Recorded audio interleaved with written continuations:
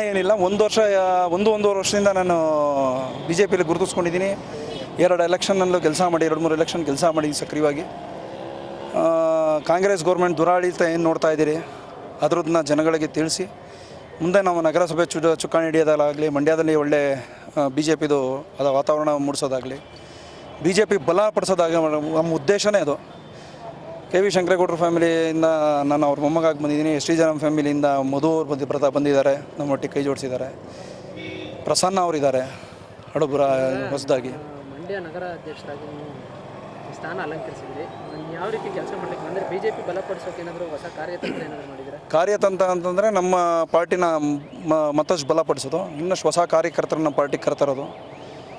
ಕಾಂಗ್ರೆಸ್ ದುರಾಡಳಿತ ಏನು ನಡೀತಾ ಇದೆ ವಾಸ್ತವವಾಗಿ ನೋಡ್ತಾ ಇದ್ದೀನಿ. 3 ದಿನದಿಂದ ಒಬ್ಬ ಜಾರ್ಜ್ ಬಗ್ಗೆ ನೇರವಾಗಿ ಆರೋಪ ಮಾಡಿದ್ರು.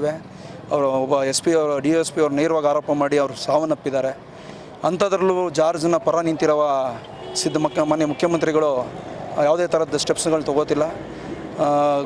ಮಾಜಿ ಗೃಹ ಸಚಿವರಾಗಿರುವ ಜಾರ್ಜ್ ಅವರೇ ನನ್ನ CM ಸಿದ್ದರಾಮಯ್ಯನವರು ರಾಜೀನಾಮೆ ಕೇಳೋದನ್ನ ಕೊಡೋಕ್ಕೆ ರೆಡಿ ಇದ್ದೀನಿ ಘೋಷಿಸ್ಕೊಂಡಿದ್ದಾರೆ.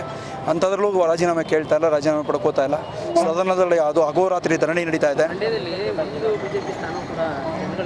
ಕ್ಷಮಿಸಿ, ಒಂದಲ್ಲ 2 ಇದೆ. ಒಂದು ಬಿ ಜೆ ಪಿಯಿಂದ ಬಂಡಾಯ ಗೆದ್ದಿಂದ ಚಂದ್ರು ಅವರು, ಮತ್ತೊಂದು ಬಿ ಜೆ ಪಿಯ ನಮ್ಮ ಶಿವಪ್ರಕಾಶ್ ಬಾಬು ಅವರು, ಇಬ್ಬರು ನಾವು ಪಡೆದಿದ್ದೀವಿ ಮಂಡ್ಯ ನಗರದಲ್ಲಿ. ಹೇಳಿ. ನಿಮಗೆ ನೂತನ ನಗರಾಧ್ಯಕ್ಷ ಸ್ಥಾನ ಕೊಟ್ಟಿದ್ದಾರೆ ಬಿ ಜೆ ಪಿ ಪಕ್ಷ. ಸೊ ಮುಖಂಡರುಗಳಿಗೆಲ್ಲ ಏನು ಹೇಳಕ್ಕೆ ಇಷ್ಟಪಡ್ತೀನಿ?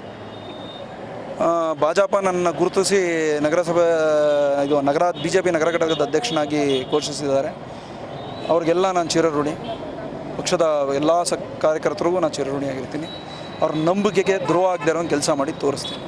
ಮಂಡ್ಯದಲ್ಲಿ ಬಿ ಜೆ ಪಿ ತುಂಬ ಹಿಂದೆ ಇದೆ. ಖಂಡಿತ ಪಕ್ಷವನ್ನು ಬಲಗೊಳಿಸಬೇಕು ಅಂತ ನಿಟ್ಟಿನಲ್ಲಿ ಏನಾದರೂ ಯಾವುದಾದ್ರೂ ಹೊಸ ಕಾರ್ಯ ಮಾಡೋಂಥದ್ದು ಏನಾದರೂ ಪ್ಲ್ಯಾನ್ ಮಾಡಿದ್ದೀವಿ. ಮುಂದಿನ ದಿನಗಳಲ್ಲಿ ಅದನ್ನು ಕಾರ್ಯರೂಪ ಮಾಡಿ ತೋರಿಸ್ತೀನಿ. Thank you.